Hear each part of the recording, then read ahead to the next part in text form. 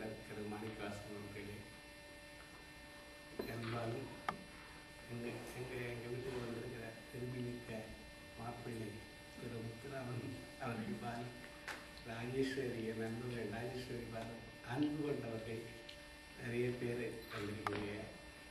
நம்ம டாக்டர் அழகப்பன், பெரியவர் சில அண்ணாமலை, அவங்க துறவியார் ஆட்சி நரேன் அவர்களுடைய தாயார், பலரும் என் மீது அன்பு கொண்டும் தமிழ் மீது ஆர்வம் கொண்டு வந்திருக்கீங்க. எனக்கு முன்னாடியே அறிமுகமான, இங்கே அமெரிக்கா வர்றதுக்கு முன்னாடியே அறிமுகமான, மின்தமிழ் மூலமாக அறிமுகமான ஒரு தகவல் களஞ்சியம் கணினி விற்பனருமான நமது பெரியவர் கணேசன் அவர்கள் இருக்காங்க. அதே மாதிரி ராஜா முத்துப்பிள்ளையார், அவங்க நண்பர் சண்முகம், ரெண்டு பேரும் வாசகர் அனுபவம் அப்படின்னு ஒரு அருமையான ஒரு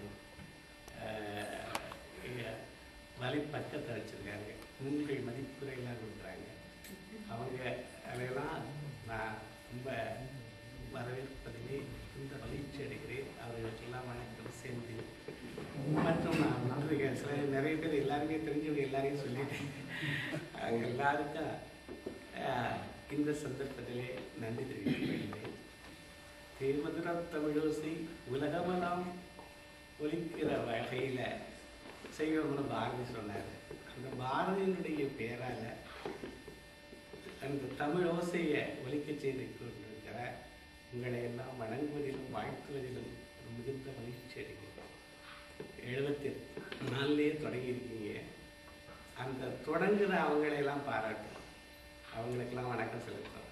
இதை தொடர்ந்து கட்டி காத்து வர்ற உங்களுக்கு திரும்பவும் பாராட்டு கிடையாது. நன்றி. இன்றைக்கு தலைப்பு வெல்லும் சொல் அப்படின்னு சொன்னாங்க. நாங்கள் பேசணும். அது சொல்லை பற்றி நிறைய எழுதியிருக்காங்க. ஒருத்தருக்கு ஆக்கம் வருவதனால சொல்லுதானா, கேடு வருவதனாலும் சொல்லுதா. அதனால ஆக்கமும் கேடும் அதனால் வருவதால் காத்தோம்பல் சொல்லின்கள் சோர்வு. எத்தனையோ சோர்வு வருது. ஆனால் சொல்லில் மாத்திரம் சோர்வு வரக்கூடாது. எழுதுகிற போது நம்ம எழுதுறதை திருப்பி திருப்பி பார்த்துக்கலாம். கடைசியில் சென்டுன்னு போட்டாலே அது போகும். அது வரைக்கும் மாற்றி மாற்றி பார்க்கலாம். ஆனால் சொல்லிட்டோம்னா அது திருப்பி வாங்க முடியாது. 4 விஷயத்தை திரும்ப வாங்க முடியாது. கடந்த காலத்தை, எய்த அம்பை, விடுத்த சொல்ல, இழந்த சந்தர்ப்பத்தையெல்லாம் விட்டுட்டோம்னா திரும்பி அதை பிடிக்க முடியாது. அதனால ரொம்ப கவனமாக இருக்கணுங்கிறாங்க. இந்த சொல்ல நான் 2 பகுதியாக பிரிச்சுக்கலான்னு பார்த்தேன். அது வெல்லும் சொல்லுங்கிறது 3 காலத்துக்கு வரும். வென்றது, வென்றதுன்னா இவ்வளவு நாளாக நிலைத்தது. அடுத்தது இனிமே ஒரு உறவுகளுக்காக, உறவுகளை காப்பாற்றுற சொல், அது வெல்லும் சொல் அப்படிங்கிறது நான் எடுத்துக்கலான்னு 2 பிரிவாக அதை பிரிச்சுக்கலாம்னு நினச்சேன். இவ்வளவு காலமாக வென்ற வந்தது, அதாவது நிலைத்தது. நமது சங்க இலக்கியங்கள்லாம், தொல்காப்பியம்லாம் 2000 வருஷம் 2100 வருஷம் சொல்கிறாங்க. அதே மாதிரி பக்தி இலக்கியங்கள் 1300 வருஷம், திருக்குறள் 2000 வருஷம். 2000 வருஷமா அது நிலைச்சிருக்குன்னா அது வென்று தானே இருந்தது. அந்த வென்ற சொற்கள் நம்ம அதை விட்டுட்டோம். நமக்கு பெரிய பொக்கிஷன் நம்மகிட்ட இருக்கு. இப்போ யாராவது 1 லட்சம் ரூபாயோ 2 லட்சம் ரூபாயோ நம்ம தாத்தாவோ பாட்டியோ பேங்கில் விட்டுட்டு போயிட்டா நம்ம விட்டுருவோமா? அதை சர்டிஃபிகேட்டை கொடுத்து எப்படியும் வாங்கிடுவோம். இங்கே தாத்தாவும் பாட்டியும் சேர்த்து வச்சிருந்தது அவ்வளவு இருக்கு. அதையெல்லாம் நம்ம பயன்படுத்தலை அப்படிங்கிறது ஒரு குறை. மிக அருமையான சொற்கள். நான் இப்போ குழந்தைகளுக்கு நீங்கள் ரொம்ப நல்லா நடத்துறீங்க. அந்த குழந்தைகளுக்கு முழுவதுமா 7 இளம் தமிழ் அப்படின்னு சொல்லி வாசுப மாணிக்கம் 7 புத்தகங்களை பிள்ளைகளுக்கு சொல்லிக் கொடுக்கணுங்கிற. சின்ன சின்ன புத்தகங்கள். முதல்ல ஒரு 110 வரி, அடுத்தது 90 வரி, அந்த மாதிரி. முதல்ல ஆத்திச்சூடி, கொன்றைவேந்தன், நல்வழி, 100 வரி. இது 4 அவை எழுதுனது. ரொம்ப அருமையான. இது என்னமோ சின்ன பிள்ளைகளுக்கு இல்லை, அது சின்ன பிள்ளைகளுக்கு மாறி இருக்கு. அதில் ஆத்திச்சூடியில் தோற்பன தொடரேல் அப்படின்னு ஒன்று. தோக்கிறத தொடராத, இதை சின்ன பிள்ளைக்கு இல்லை, சின்ன பிள்ளை மாதிரி அந்த நேரத்தில் முதல்ல படித்து விவரம் தெரியாமல் படித்தால் கூட பின்னாடி அது பயன்படும் அப்படிங்கிறதுனால பிள்ளைகளுக்கு இதெல்லாம் 2 வரி 3 வரி இதை நம்ம முதல்ல சொல்லிக் கொடுக்கணுங்கிறாங்க. ஆத்திச்சுடி, தந்தை தாய் பேள், அது அன்னையும் பிதாவும் முன்னடி தெய்வம், இந்த மாதிரி சின்ன விஷயங்களை 7 நூலையும் நம்ம பிள்ளைகளுக்கு சொல்லிக் கொடுக்கணும். இது காலத்தால் நின்றது. அதை அந்த ஃபஸ்ட்டு நான் சொல்கிறது இது 7 புத்தகங்கள், எல்லாம் சின்ன சின்ன. அடுத்தது நல்வழி, நல்லாரை காண்பதும் நன்றே, எல்லாரும் பார்க்கறது ஒரு நல்ல ஒரு கூட்டம், சத் சங்கம், சங்கம் சரணம் கச்சாமின்னு சொன்னாங்க. நலமிக்க நல்லாசனை கேட்பதும் நன்றே, இதெல்லாம் அந்த சின்ன பிள்ளைகளுக்கு மனசில் வரணும். அந்த தந்தை தாய் பேணுங்கிறது பிள்ளைக்கு மாதாவை ஒரு நாளும் மறக்க வேண்டாம்னு உலக ரீதி சொல்லுது. அதை பிள்ளை படிச்சுச்சுன்னா நம்ம பின்னாடி கவிதை எழுத வேண்டாம். அது வீட்டின் பேரோ அன்னை இல்லம், அன்னை இருப்பதோ அனாதை இல்லம், நம்ம அந்த கவிதைகளாக எழுதிக்கிட்டு இருக்கேன். அந்த பிள்ளைகள் மனசில் அதை இதுகளை இந்த 7 புத்தகங்களையும் முதல்ல படிக்க வைக்கணும் அப்படிங்கிறது என்னுடைய முதல். அடுத்தது திருக்குறள். திருக்குறள் அதாவது அது கொஞ்சம் கொஞ்சமாக பிள்ளைகளை படிக்கிறதுக்கு இது ஒரு முன்னோடி அப்படிங்கிறது மாதிரி சொல்கிறேன். இப்போ திருக்குறள்ங்கிறது நம்ம இதில் ஒப்பற்றது. அதை நம்ம அந்த திருக்குறளில் இல்லாத கருத்துக்களே இல்லை.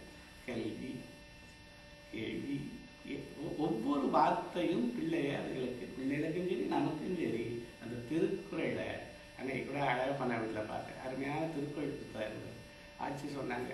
நான் அதை படிக்க பார்க்குறேன். இப்போ ஒரு அத்தியாயமாவது படிக்க பார்க்குறேன். அழகப்பழகப்பன் வெளியிட்ட திருக்குறள் புத்தகம் அருமையான. அப்போது ஒவ்வொன்று அதில் அவர் காலம் அறிதலோ இடம் அறிதலோ அவர் சொல்கிற அளவு யாரும் இல்லை.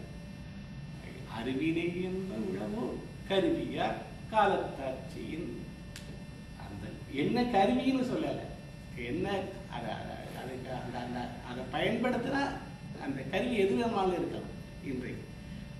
இன்றைக்கு அது ஒரு நிற்கிற பாட்டு. அதே மாதிரி எல்லா திருக்குறளில் இப்போ நகைச்சுவையோட பேசணும்னா ஒரு மெல்லிய நகைச்சுவைகள்லாம் திருக்குறளிலே ரொம்ப கடகடன்னு சிரிக்க முடியாது. அருமையான நகைச்சுவைகள்லாம் கூட சிலது.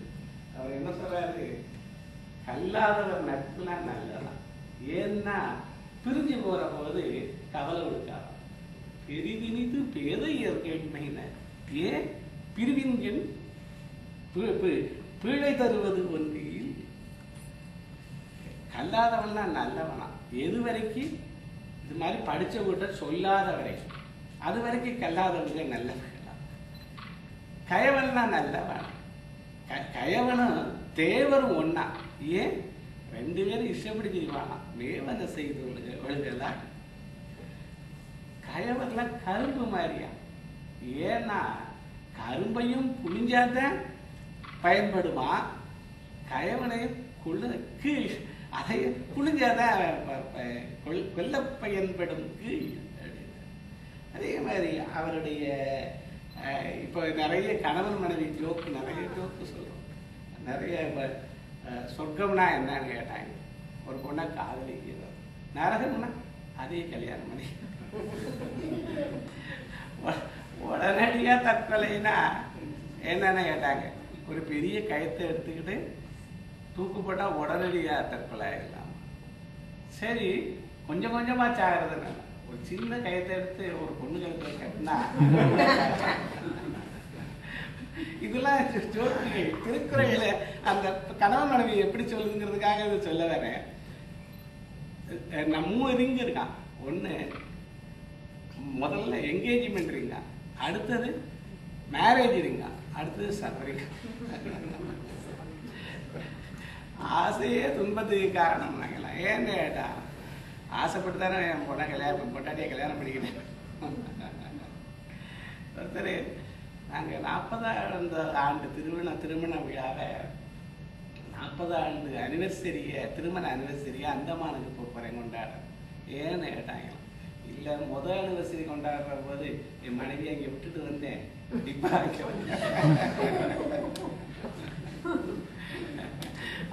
சுவாமிஜிட்ட ஒருத்தன் போய் கேட்டான். ஒருத்தன் உட்காந்து இருக்கிறவர், என் மனைவி எனக்கு கீழ்ப்படிவனை ஏதாவது ஒரு மந்திரம் சொல்லித்தாங்க அப்படின்னு.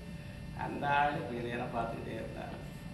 நானும் தேடி தேடி பார்த்தேன், கிடைக்கல. அதுக்கப்புறம் தான் இப்படி வந்துட்டேன். ஆனா திருக்குறள் இது என்ன சொல்லுது? கருமணிய பாவாய் நீ போதாய். கருமணி இருக்கே அந்த பாவை நீ போயிரு. ஏன்னா இல்லை வாழ்தற்கு திருநுதல் வாழ்தற்கு இல்லை இடமா. என் மனைவி வந்து இருக்கிறதுக்கு இடம் இல்லை. அதனால கண்மணிய பாவாய் நீ போதாய். சின்ன சின்ன நகைச்சுவை உயர்வது ஒண்ணு. குவளை மலர் என்ன பண்ணா படக்குன்னு தலையை குளிச்சுக்கிடுச்சான். ஏன்னா இவன் கண்ணுவோம் என்று இவரோட கண்ணு மாதிரி நம்மளால இருக்க முடியாதுன்ட்டு அது படக்குன்னு தலையை குளிச்சுக்கிடுச்சான். வானில இருக்கிற நட்சத்திரம் அதனால இந்த பக்கம் அந்த பக்கமும் ஓடிச்சான். ஏன்னா இவ முகம் நிலவா அது மதியா அல்ல அது அழகா எதுன்னு தெரியல. முகத்துக்கு அந்த நிலவுக்கு வித்தியாசம் தெரியல. சின்ன அந்த விஷயங்களை எவ்வளவு அழகா அவன் ஒருத்தர் சொன்னாலாம், என் கண்ணுல மை போட மாட்டேன். ஏன்னு கேட்டா கண்ணுல அவர் இருக்காரா, அதை போட்டான்னா அதை உறுத்திடுவான். கண்ணுள்ளார் காதலர் ஆக கண்ணும் எழுதே ஒருத்தி சொல்லலாம், நான் சூடா குடிக்க மாட்டேன் தண்ணியை. ஏன்னா உள்ள உட்காந்துருக்காரா அந்த சுற்றுவான். நெஞ்சத்தார் காதலராக வெய்துண்டல் அஞ்சுதும். அதே மாதிரி யாரினும் காதலன்னா யாரோட நான் எழுதா உள்ளினே நாளா நினைச்சே நாளா மறந்தியா நான் எழுதா இம்மை பிறப்பில் பிரியலும் நான். அப்ப அடுத்த ரவியில பிரியார். அன்னைக்கு ஒரு பொண்ணு ஒரு ஜோக்கு சொல்லிச்சு. இங்கதான் போய் எனக்கு சாமியை கும்பிட்டியே இந்த மாதிரி 2 பேரும் பேசிட்டு போறாங்க. எத்தனை பிறகு இருந்தாலும் நீங்க தான் கணவரா இருக்கணும்னு நான் வேண்டிக்கிட்டேன். நீங்க என்ன வேண்டிக்கிட்டேன்? இந்த பிறகு தான் கடைசியா இருக்கணும்னு வேண்டி தும்முனாளா தும்மனா அவ வாழ்த்துவான்னு நினைச்சு தும்மனானா. இவனால யாரையும் நினைச்சு